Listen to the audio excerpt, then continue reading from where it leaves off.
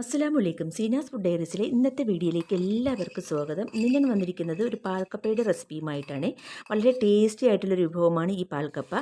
പെട്ടെന്ന് വെന്ത് ഉടയുന്ന കപ്പയാണ് ഇതിന് വേണ്ടി ഉപയോഗിക്കുന്നത്. ഈ പാൽക്കപ്പയോടൊപ്പം ബീഫ് പെരട്ട്, മട്ടൻ പെരട്ട്, ചിക്കൻ എന്നിവയോടൊപ്പം കൂട്ടി കഴിക്കാൻ അടിപൊളിയാണ് കേട്ടോ. കൂടാതെ മുളകിട്ട മീൻകറിയോടൊപ്പവും കഴിക്കാൻ വളരെ ടേസ്റ്റിയാണ്. അപ്പോൾ ഈ വളരെ ടേസ്റ്റി ആയിട്ടുള്ള പാൽക്കപ്പ എങ്ങനെയാണ് ഉണ്ടാക്കിയെടുക്കുന്നതെന്ന് നോക്കാം. അപ്പോൾ നമുക്ക് വീഡിയോയിലേക്ക് പോയാലോ? ഈ റെസിപ്പിക്ക് വേണ്ടി ആദ്യമായിട്ട് വേണ്ടത് പെട്ടെന്ന് വേവിക്കുമ്പോൾ വെന്തുടയുന്ന നല്ല കപ്പയാണ് കേട്ടോ. അത് ഞാൻ ഇതാ 1 കിലോ എടുത്തിട്ടുണ്ട്. ഇതിൻ്റെ തോടെല്ലാം കളഞ്ഞിട്ട് ഞാനിതാ ചെറിയ കഷ്ണങ്ങളാക്കി കഴുകി വൃത്തിയാക്കി എടുത്തിട്ടുണ്ട്. തീരെ വലുതുമല്ല തീരെ ചെറുതുമല്ലാത്ത കഷ്ണങ്ങളാക്കി എടുത്തിട്ടുണ്ട്. ഇനി വേറൊരു കടായിലേക്ക് ഞാൻ ഇതാ കുറച്ച് 3/4 ഭാഗത്തോളം വെള്ളം എടുത്തിട്ടുണ്ട്. അത് നന്നായിട്ട് വെട്ടി തിളയ്ക്കുന്നുണ്ട്. ഈ വെട്ടി തിളയ്ക്കുന്ന വെള്ളത്തിലേക്ക് നമുക്ക് കട്ട് ചെയ്ത കപ്പ ഇട്ട് കൊടുക്കാം. അപ്പോൾ കപ്പയ്ക്ക് വെള്ളം വയ്ക്കുമ്പോൾ കുറച്ചധികം വെള്ളം വെച്ച് കൊടുക്കണേ. കാരണം ചില കപ്പകൾക്ക് നല്ല കട്ടുണ്ടാവും. അപ്പോൾ കൂടുതൽ വെള്ളം വയ്ക്കുമ്പോൾ ആ കട്ടിൻ്റെ ഇത് അങ്ങ് മാറിക്കിട്ടും. അതിന് വേണ്ടിയാണ് കൂടുതൽ വെള്ളം വയ്ക്കണമെന്ന് പറയുന്നത്. അപ്പോൾ ഞാൻ ആ കപ്പ മൊത്തം വെള്ളത്തിലേക്ക് ഇട്ട് കൊടുത്തിട്ടുണ്ട്.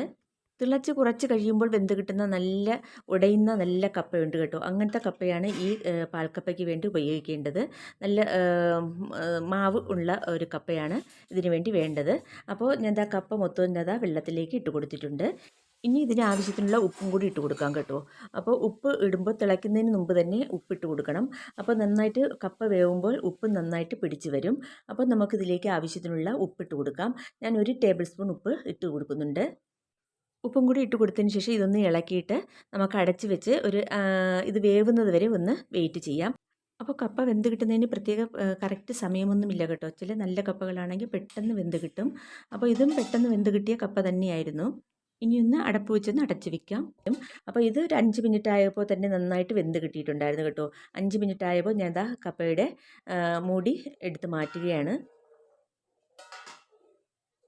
അപ്പോൾ നമ്മുടെ കപ്പ 5 മിനിറ്റ് ആയപ്പോൾ തന്നെ നന്നായിട്ട് വെന്തിട്ടുണ്ട്. ഒന്ന് ഇളക്കി കൊടുക്കാം. അപ്പോൾ സ്പൂണിൽ ഒരു കപ്പ എടുത്തിട്ട് ഇതൊന്ന് വെന്തോ എന്ന് നമുക്ക് ഒന്ന് നോക്കാം. അപ്പോൾ നന്നായിട്ട് വെന്തിട്ടുണ്ട് കേട്ടോ. ഇനി നമുക്കിതൊന്ന് ഊറ്റിയെടുക്കണം. അപ്പോൾ കപ്പയുടെ വെള്ളം മൊത്തം ഞാൻ ഒരു സ്ട്രെയിനർ കൂടി ഒന്ന് മാറ്റിയെടുത്തിട്ടുണ്ട്.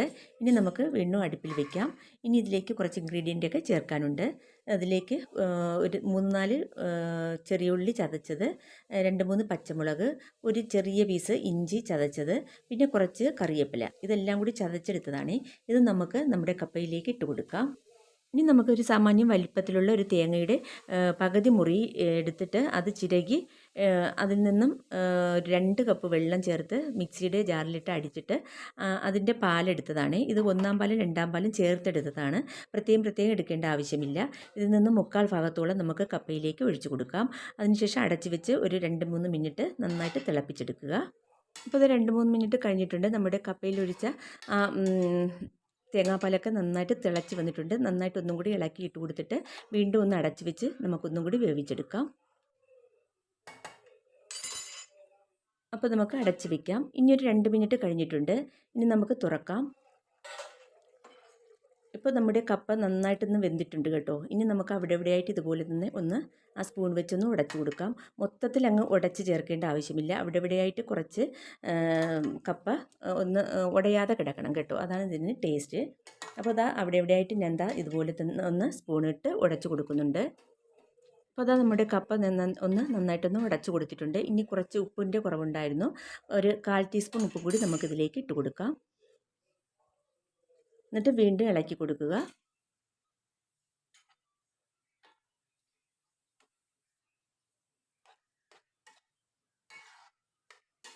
അപ്പോൾ ഉപ്പും കൂടി ഇട്ട് കൊടുത്തിട്ട് വീണ്ടും ഞാൻ ഒന്നും കൂടി അതുപോലെ ചെറുതായിട്ടൊന്ന് ഉടച്ചും കൂടെ കൊടുത്തിട്ടുണ്ട്. അപ്പോൾ ഇത്ര മതി കേട്ടോ. ഇനി നമുക്ക് അടച്ച് വെച്ച് ഒന്നും കൂടി ചൂടാക്കാം. 2 മിനിറ്റ് കഴിഞ്ഞിട്ട് വീണ്ടും നമുക്കൊന്ന് തുറന്നിട്ട് ബാക്കി കുറച്ച് തേങ്ങാപ്പാലും കൂടി ഉണ്ടായിരുന്നു. അതും കൂടി നമുക്കിതിലേക്ക് ഒഴിച്ചു കൊടുക്കാം. ഇത് തീരെ അങ്ങ് കട്ടിയുമല്ല വളരെയധികം ലൂസുമല്ലാത്ത ഒരു കൺസിസ്റ്റൻസിയിലാണ് ആക്കിയെടുക്കേണ്ടത് കേട്ടോ.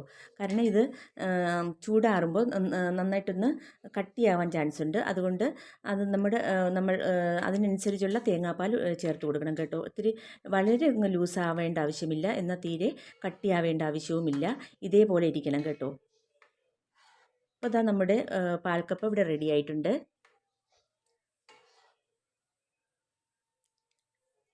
അവസാനത്തെ തേങ്ങാപ്പാലും കൂടി ഒഴിച്ചു കൊടുത്തതിന് ശേഷം പിന്നെ അധികം തിളപ്പിക്കണ്ടേ. ഇനി നമുക്ക് അടച്ച് വെച്ചിട്ട് ഇതൊന്ന് ഫ്ലെയിം ഓഫ് ആക്കാം. ഇനി ഒരു സോസ് പാൻ അടുപ്പിൽ വെക്കുക. അതൊന്ന് ചൂടാവുമ്പോൾ ഒരു 2-3 ടേബിൾ സ്പൂൺ വെളിച്ചെണ്ണ ഒഴിച്ചു കൊടുക്കണം. വെളിച്ചെണ്ണ തന്നെ ഒഴിച്ചു കൊടുത്തൊന്ന് കടുക് താളിച്ചെടുക്കണമേ, അതാണ് ടേസ്റ്റ്. അപ്പോൾ കടുകിട്ട് പൊട്ടിച്ചതിന് ശേഷം പിന്നെ ഇതിലേക്ക് ഒരു 3-4 ചെറിയ ഉള്ളി ഒന്ന് അരിഞ്ഞെടുത്തിട്ട് അതും കൂടി ഇട്ട് കൊടുക്കാം. അതൊന്ന് കളർ ചേഞ്ച് ആകുമ്പോൾ നമുക്കൊരു 3-4 വറ്റൽമുളക് പൊട്ടിച്ചിട്ട് കൊടുക്കാം. പിന്നെ കുറച്ച് കറിവേപ്പിലയും കൂടി ഇട്ട് കൊടുത്തിട്ട് ഫ്ലെയിം ഓഫ് ആക്കാം. ഇത് നേരെ നമ്മുടെ പാൽക്കപ്പയിലേക്ക് ഒഴിച്ചു കൊടുക്കാം. അപ്പോൾ നന്നായിട്ട് വറുക് നന്നായിട്ട് മൂത്ത് വന്നിട്ടുണ്ട്. ഇനി നമുക്ക് ഈ വറുക് താളിച്ചത് പാൽക്കപ്പയിലേക്ക് ഒഴിച്ചു കൊടുക്കാം. ഈ വറുക് താളിച്ചത് ഒഴിച്ചു കൊടുത്തതിന് ശേഷം നന്നായിട്ട് ഇളക്കി കൊടുക്കുക.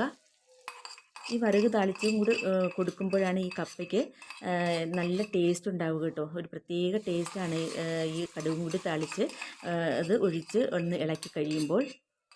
കടുകും കൂടി താളിച്ച് ഒഴിച്ച് ചേർത്ത് ഇളക്കി കഴിഞ്ഞാലാണ് ഈ പാൽക്കപ്പയുടെ യഥാർത്ഥ ടേസ്റ്റ് ഉണ്ടാവുക.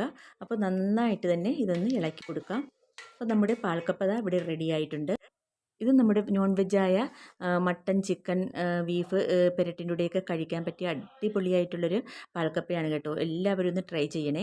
അപ്പോൾ ഞാനിന്ന് ഇവിടെ ഉണ്ടാക്കിയത് മുളകിട്ട മത്തിക്കറിയാണേ.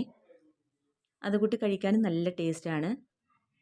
ഇപ്പോൾ നമ്മുടെ പാൽക്കപ്പ കറക്റ്റ് കൺസിസ്റ്റൻസിലാണ് കിട്ടിയിട്ടുള്ളത് കേട്ടോ. നല്ല തിക്കുമല്ല, വളരെയധികം ലൂസുമല്ലാത്ത ഒരു പരുവത്തിലാണ് നമുക്ക് ഇത് ആക്കിയെടുക്കേണ്ടത്. ഇത് വെറുതെ കഴിക്കാനും കറിയൊന്നും ഇല്ലാതെ വെറുതെ കഴിക്കാനും വളരെ ടേസ്റ്റിയാണ്.